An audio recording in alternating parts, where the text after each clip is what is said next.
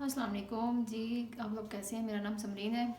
तो आज काफ़ी सोच विचार के बाद मैं आज सोचा कि आलू गोश्त बना लेती हूँ। ठीक है, आलू गोश्त दिया है तकरीबन मैंने तो आधा किलो मुर्गी का माशा सीने का बहुत ज़बरदस्त बना के दिया है। और आधा किलो आलू में इसमें मैं दो इसमें प्याज शामिल करूँगी और इसमें 2 टमाटर मैं डालूँगी।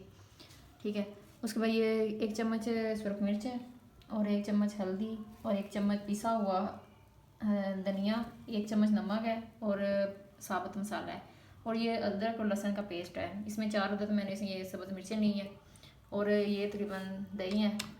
ठीक है, ये भी मैं इसमें शामिल करूँगी तो इंशाल्लाह बहुत ज़्यादा अच्छा जायका आएगा। ये आलू भी मैंने काटे नहीं है। ठीक है, ये मैं भी गोश्त भूनने के बाद काटूँगी। इसको दरमियाने पीस में काटना है ताकि ये ना ज़्यादा मोटे ना हो ना ज़्यादा पतले हों। ठीक है, ताकि हलवे ना बन जाए। और सबसे गुजारिश है कि जो मेरे चैनल पे न्यू आया है तो उनसे रिक्वेस्ट है कि मेरे चैनल को सब्सक्राइब करें और बेल आइकॉन के बटन को प्रेस कर लें ताकि हर नई वीडियो मैं जो डालूँ आपका उसका नोटिफिकेशन आप तक आता रहे। लाइक करें, शेयर करें और लाजमी फॉलो भी करें। Thank you. ये मैंने प्याज पैन में डाल दिया और घी भी, तो इसको तकरीबन भुनेंगे जब तक ये हल्का ब्राउन हो जाए। लहसुन अदरक मसाला भुन गया। इसमें अब हरी मिर्चें मैंने की हैं जो तीन थी, उनको अच्छे तरीके से इसका पेस्ट बना लिया और जो टमाटर थे वो मैंने काट लिए हैं जो भी इसमें ऐड किए हैं। उनको अब अच्छी तरह से भून लेते हैं मसाले को ताकि ये टमाटर गल जाए। तो इसमें थोड़ा सा पानी शामिल करूँगी ताकि मसाला ना नीचे ना लग जाए, ताकि टमाटर भी अच्छी तरह गल जाएँ।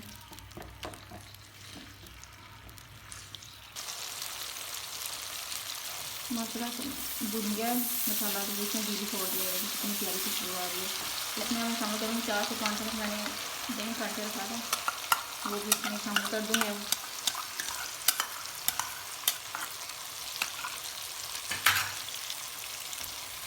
अच्छी तरह इसको अब थोड़ी देर 2 से 3 मिनट इसमें पकाई कर लें ताकि ये जो कुटियाँ नज़र आ रही हैं ये अच्छी तरह पक जाए। अब इसमें थोड़ा आधा कप पानी का शामिल कर दूँगी। ठीक है, तो 4 से 5 मिनट इसको ढक्कन दे के पका लेते हैं।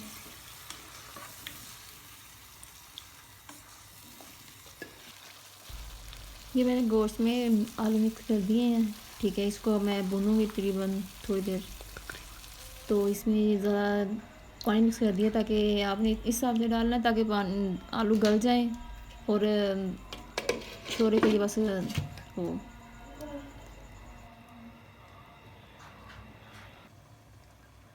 माशाल्लाह जी 5 से 7 मिनट इसको हम पकाया है तो तकरीबन गोश्त भी गल गया है और आलू भी बिल्कुल तैयार हो गया। माशाल्लाह माशाल्लाह बहुत अच्छी खुशबू आ रही है। इसमें धनिया शामिल करूँगी।